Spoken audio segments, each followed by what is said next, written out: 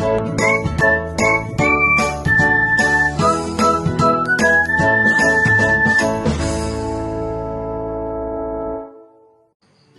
datang kembali pada video pembelajaran mata kuliah Analisis Proses Bisnis. Senang sekali kembali lagi bertemu bersama saya Abdul Hafid. Pada kesempatan kali ini kita akan membahas topik bahasan yang ketiga, yaitu komponen proses bisnis. Kira-kira apa saja yang akan kita pelajari pada bahasan ini? Adapun learning outcome pada pembelajaran topik ini yaitu agar mahasiswa mampu menjelaskan perumusan proses bisnis, kemudian mampu menjelaskan tentang tahapan Key Performance Indication atau KPI, dan outline-nya adalah karakteristik sistem, kemudian membahas tentang komponen proses bisnis, alat ukur kinerja bisnis, dan Key Performance Indicator. Tidak perlu berlama-lama, langsung saja kita memulai bahasan pada topik kali ini. Sebagaimana yang kita ketahui bahwa proses bisnis itu merupakan sebuah sistem yang dibentuk dengan berbagai komponen pembentuknya. Sebagai suatu sistem, keterkaitan antara satu komponen dengan komponen yang lainnya inilah yang membentuk suatu proses bisnis yang efisien. Nah, pada gambar bisa saudara perhatikan bahwa proses bisnis itu dengan karakteristik yang terdiri dari berbagai macam komponen yang saling terhubung. Apabila kita perhatikan secara seksama, proses bisnis yang terjadi terbentuk dari sistem-sistem dan subsistem yang membentuknya. Pada setiap subsistem itu saling terhubung dengan adanya interface. Kemudian pada masing-masing subtema itu memiliki boundary atau batasan. Dari keseluruhan sistem itu menjadi sebuah topik dalam upaya mencapai suatu tujuan. Sebuah subsistem terdiri dari input, proses, dan output.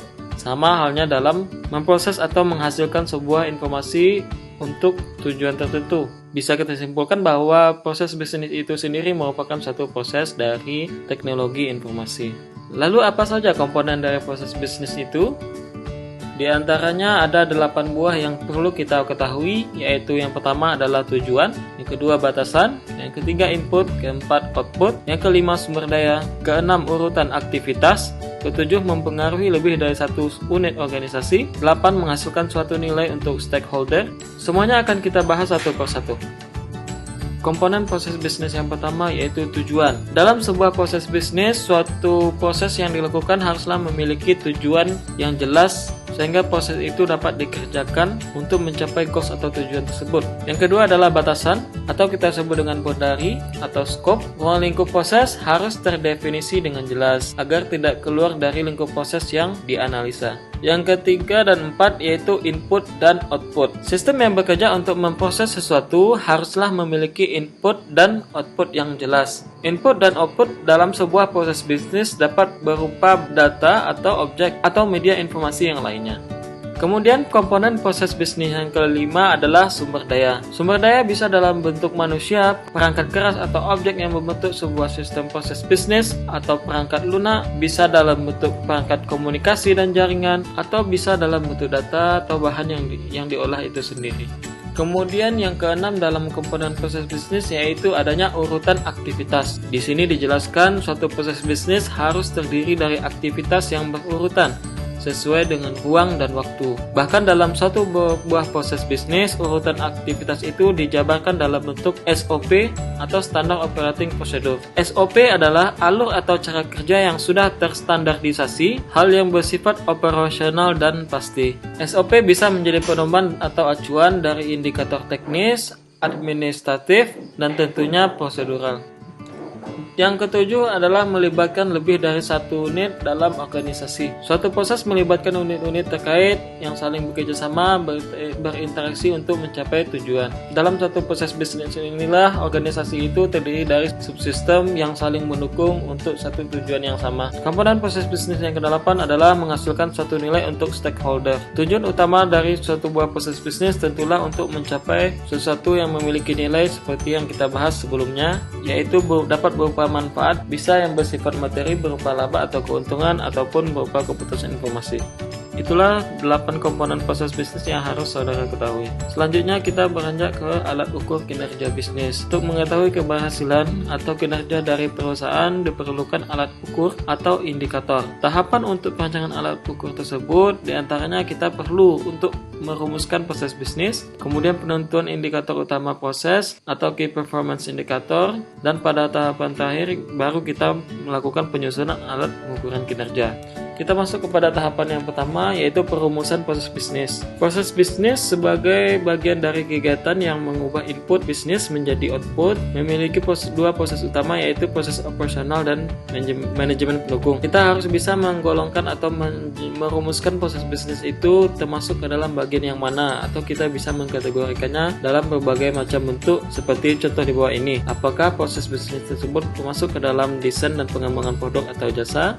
Apakah termasuk ke dalam pemasaran atau penjualan produk atau jasa? Apakah termasuk ke dalam pembuatan atau pengantaran produk atau jasa, dan seterusnya. Pada tahapan proses perumusan proses bisnis, ada 4 langkah yang dapat kita lakukan. Yang pertama adalah dalam bentuk wawancara atau pengamatan langsung, bisa bersifat internal maupun eksternal.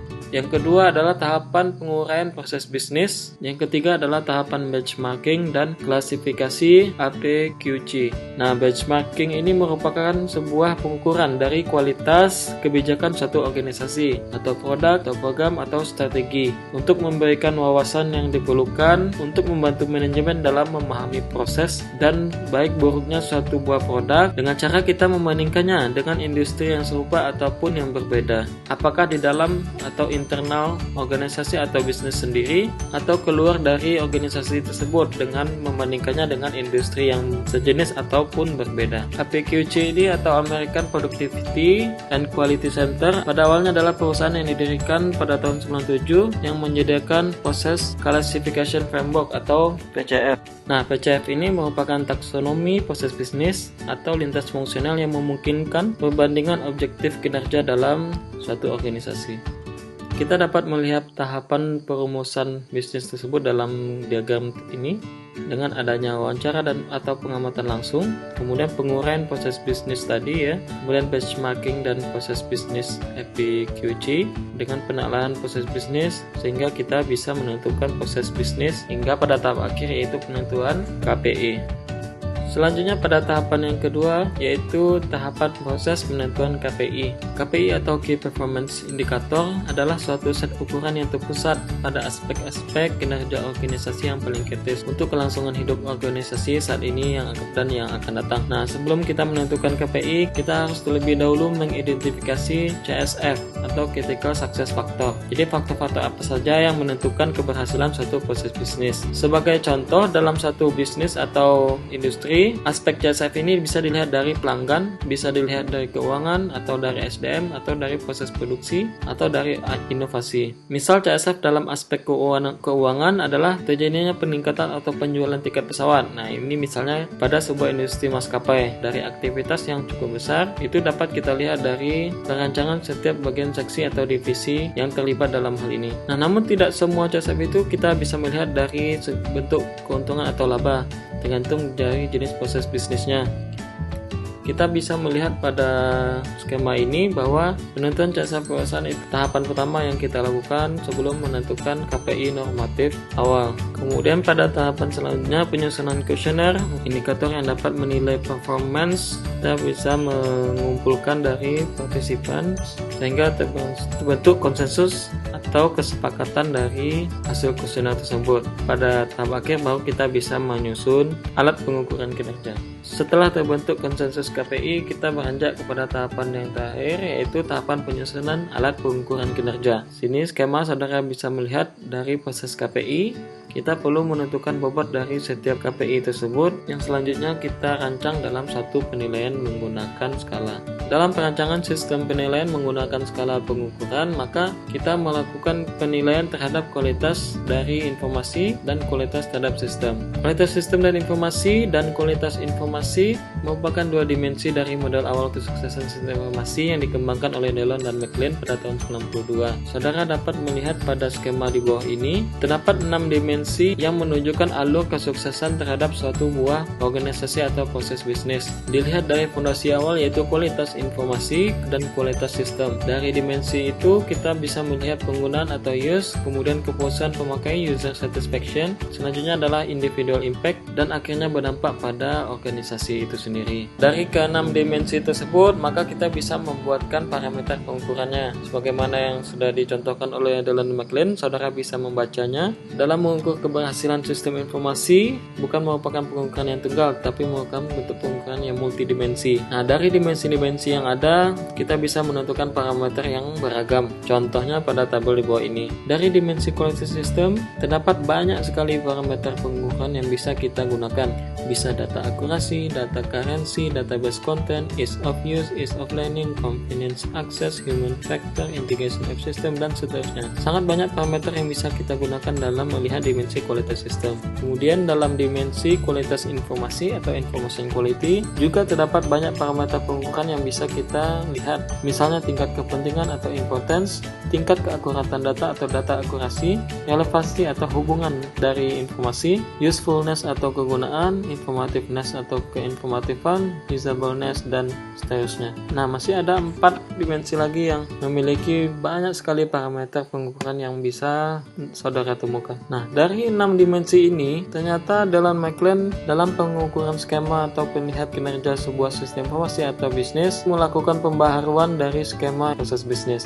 Bagian ini merupakan penugasan bagi saudara untuk membuat skema pembaharuan dari bagaimana pengukuran kinerja sistem informasi dari sebuah proses bisnis. Tugas ini saudara bisa buat di kertas lembar, kemudian saudara upload pada e-learning atau pembelajaran kita. Sebelum kita menutup materi atau topik bahasan kita pada kesempatan kali ini, pada skema kinerja sistem informasi Dellon McLean ini terdapat 6 komponen.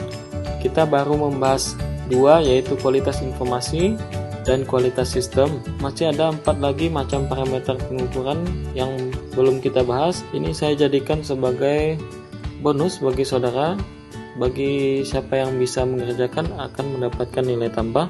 Nah, masing-masing dimensi ini memiliki juga banyak parameter pengukuran. Saudara bisa memasukkan kata kunci Dellon dan McLean ini terhadap pengukuran penilaian kinerja sistem informasi. Adapun penugasan tugas bonus ini saudara bisa lampirkan pada submit penugasan yang sebelumnya, tetapi ini tidak kewajiban.